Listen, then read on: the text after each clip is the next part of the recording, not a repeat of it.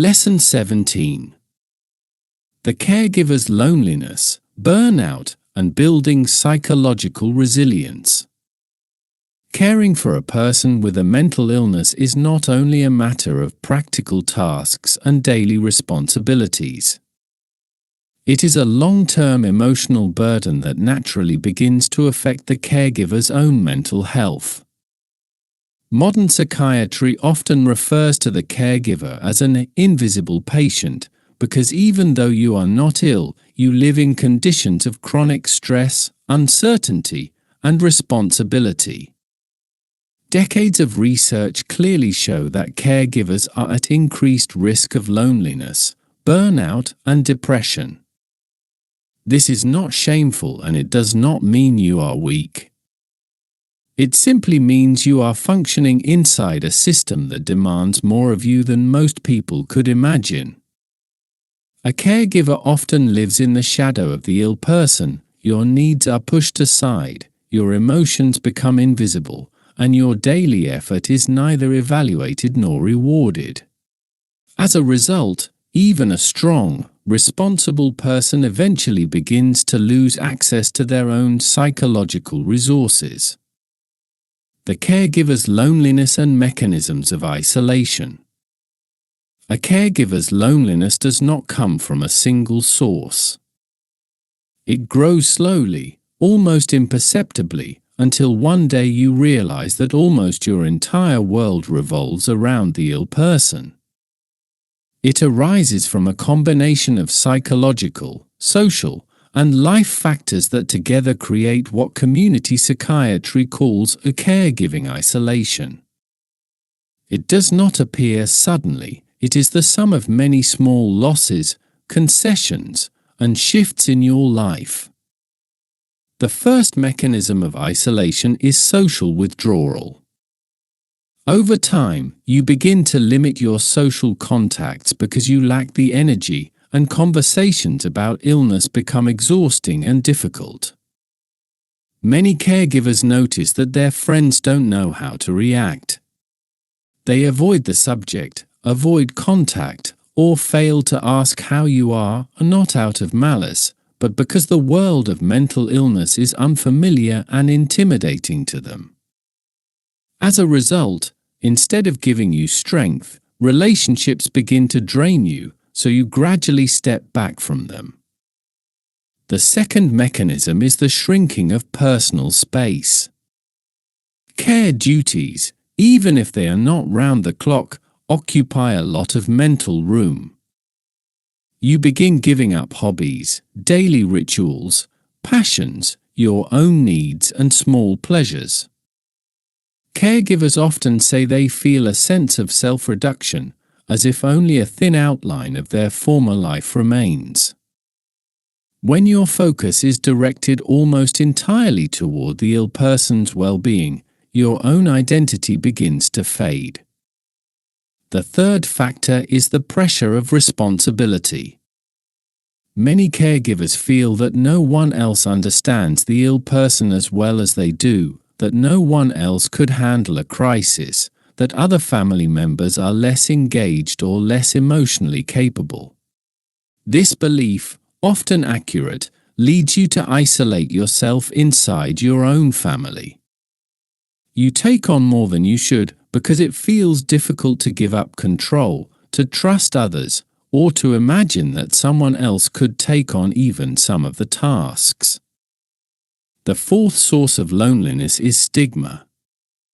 Caregivers of people with mental illness often face misunderstanding, judgment, and misconceptions. Some families are ashamed of the illness, others minimize the problem, still others believe that this is your role and do not see any reason to share responsibilities. The result is a situation in which, even while surrounded by people, you feel utterly alone. No one sees your exhaustion, no one notices your sacrifices, no one understands how overwhelming the daily reality of mental illness can be. These mechanisms intertwine and reinforce one another. Withdrawal causes relationships to weaken.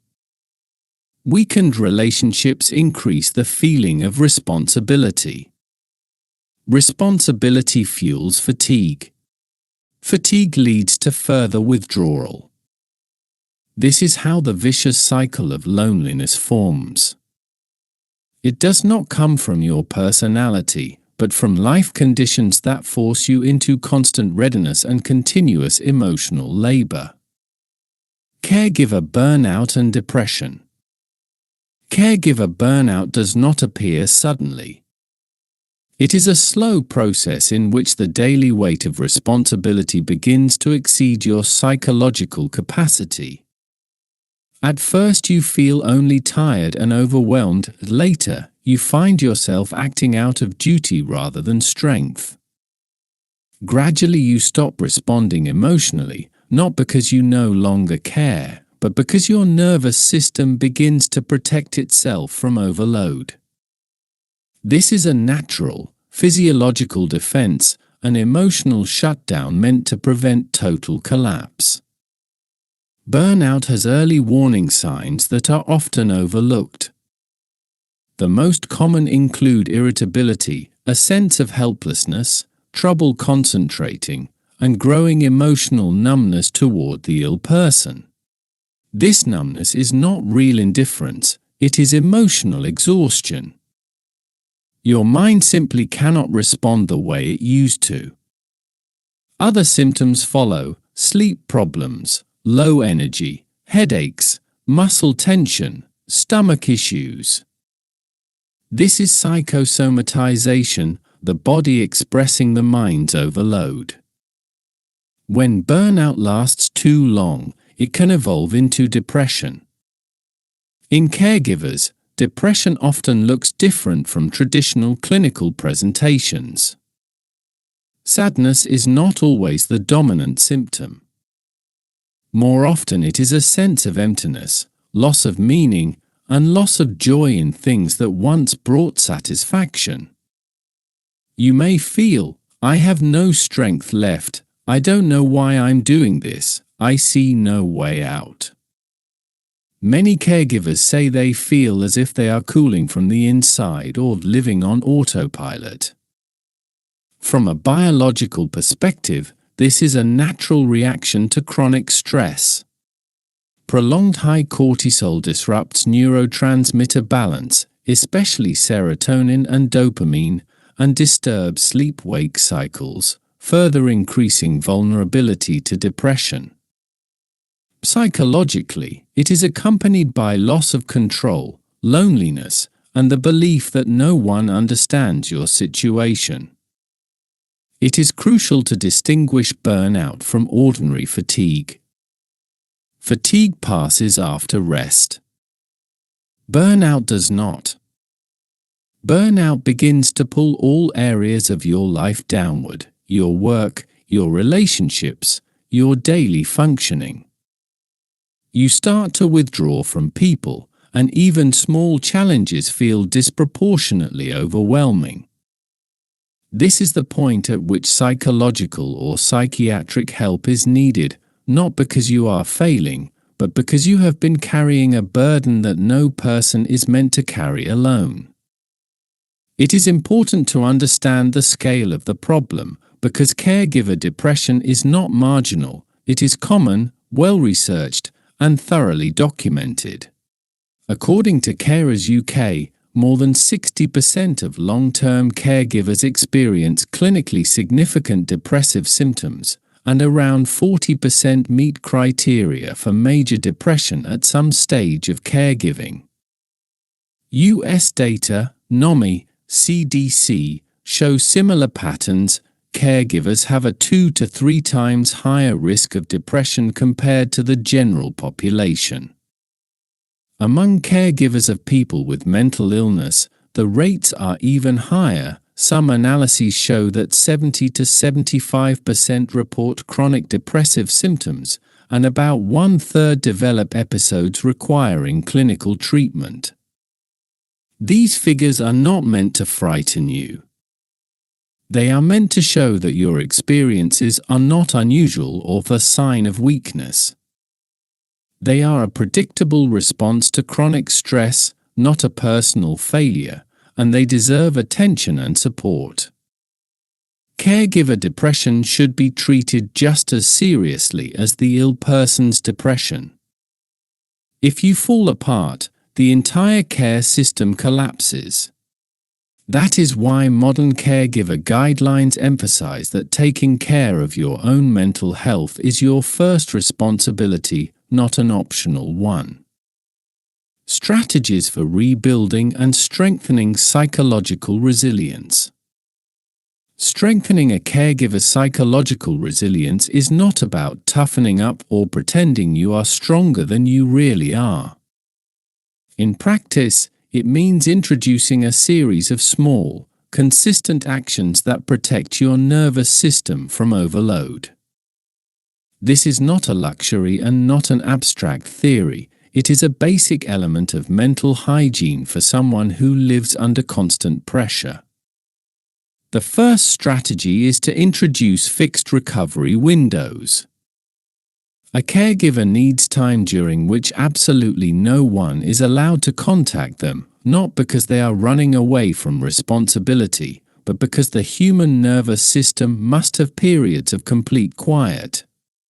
In the literature, this is called micro-recovery, short breaks, even just a few minutes, during which you are not thinking about the illness, not making decisions, and not responding to any signals.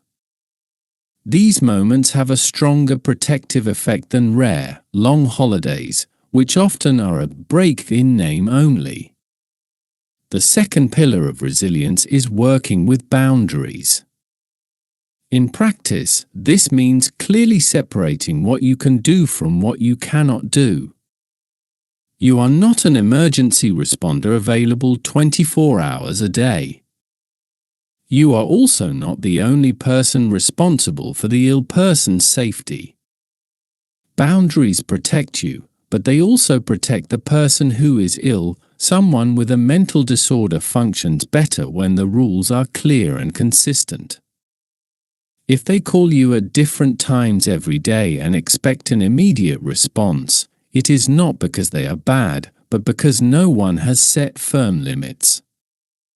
Boundaries are part of community-based treatment, not a sign of selfishness. The third strategy is rebuilding your identity outside the caregiver role. Most caregivers, after a few years, say they have forgotten who they were before. This is one of the most dangerous warning signs. You need to nurture your former interests, hobbies, and social roles, even if only in a minimal form. A caregiver who has lost their sense of self becomes vulnerable to depression and burnout, because their entire life revolves around another person's illness. Clinical psychology emphasizes that identity cannot rest on a single role, because when that role becomes a source of chronic stress, the whole system collapses. The fourth element of resilience is regular contact with a professional. Caregivers often avoid therapy or psychological consultation because they feel they have fewer problems than the ill person. This is a mistaken way of thinking. Therapy for the caregiver is not in competition with the patient's treatment. It is essential support that helps you stay stable, learn to manage your emotions, work through accumulating tension, and regain perspective. In many countries, caregivers have access to free or subsidized support programs. It is worth using them before the burden becomes too great. The fifth pillar is movement. This is not about intensive workouts, but about basic physical activity that stabilizes the nervous system. A short daily walk, breathing exercises, gentle stretching, these are not cliches, but physiological tools for regulating stress that can be just as effective as psychological techniques. In caregiving, movement is often the first thing you give up, and at the same time one of the strongest ways to build psychological resilience. The sixth element is consciously rebuilding social connections. Loneliness is one of the strongest predictors of depression in caregivers, so you need to make sure you have people around you with whom you can talk about something other than your loved one's illness. It does not have to be a large group. Sometimes one person is enough, as long as you can talk regularly without filtering every thought through the lens of caregiving. Research shows that the mere presence of one stable relationship strongly protects against depression. The final strategy is returning to a sense of meaning. Caring for an ill person can become so overwhelming that you lose sight of your own long-term goals, dreams, and directions of growth. In psychology, this is called a lost horizon. To rebuild psychological resilience, you need to reclaim that horizon, even if the road to it will be long. You have the right to have goals and the right to pursue them alongside your caregiving role, not in its shadow. Protecting yourself in the long term, a 5, 10, and 15-year plan. Caring for a person with a mental illness rarely ends after a few months. In many cases it lasts for years, sometimes a lifetime. That is why, if you want to stay mentally balanced and not lose your own path, you need a long-term plan, a map that not only helps you survive today but also protects you from breaking down tomorrow. The first element of such a plan is consciously building a support network. A caregiver who operates alone for years will inevitably become overloaded. Step by step, you need to create a protective ring around yourself, people and services who will take on part of the responsibility. These can include other family members, community services, social workers, community psychiatric nurses, support groups, and trusted people in your immediate environment. The goal is not to hand over all your duties at once, but to ensure that you never become the only person everything depends on. A support network is like a life raft. You may not use it every day, but when you need it, it has to be there. The second pillar is realistic planning for the ill person's future. Care cannot rely on a single caregiver because such a system collapses the moment illness, burnout, or a personal crisis affects that person. You need a plan that includes supported housing options, day centers, community support programs, family assistance, and institutions that can take over part of the care when your role becomes too heavy. In many countries, such solutions already exist. You need to find out about them, understand them, and start using them before a crisis hits. The third element of long-term protection is preserving your own life, professional, family, and social. A caregiver who over years gradually gives up work, hobbies, relationships, and dreams will eventually lose their psychological resilience as well. Psychology calls this the loss of life roles. A person who fulfills only one role, that of caregiver, is much more vulnerable to breakdown because their entire sense of meaning depends on the ill person's condition. You must consciously ensure that your life does not turn into a single, one-dimensional responsibility. You have the right to develop your career, deepen relationships, return to old interests, and set your own goals. The next step is preparing scenarios for future crises. You cannot assume that you will always be healthy, available, and strong. A long-term plan must include an answer to the question, what will happen to the ill person if I cannot help for a while? It might be a family member, an institution, a support center. What matters is that there is a specific, written-down scenario. Such a plan not only increases the ill person's safety, but also lowers your own anxiety and tension, because you no longer live with the feeling that your exhaustion would mean catastrophe. The last element is redefining your role. Caregiving does not have to be synonymous with control. In the long run, your task is not to rescue the ill person every single day, but to coordinate a system that allows them to function. This shift helps you regain balance and protect your mental health. You stop being the sole doer and become someone who cares about the structure, and that is far healthier, more realistic, and sustainable over many years. Long-term self-protection is not a luxury. It is a necessity, without which no caregiving arrangement will withstand the test of time.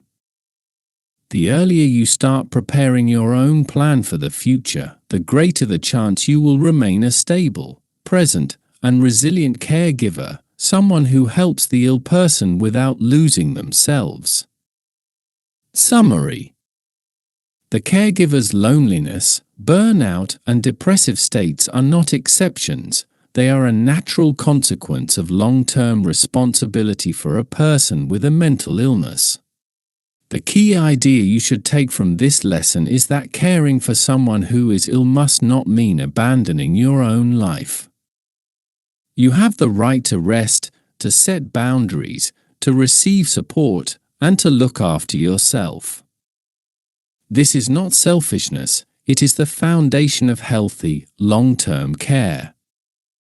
The more you care for yourself, the more stable the whole system around the ill person becomes. Rebuilding psychological resilience is a process that requires small, consistent steps, recovery time, boundary work, nurturing relationships, and caring for your own identity. When these elements are in place, caregiving stops being a weight that crushes you and becomes a role you can fulfill for years, without losing yourself and without risking collapse.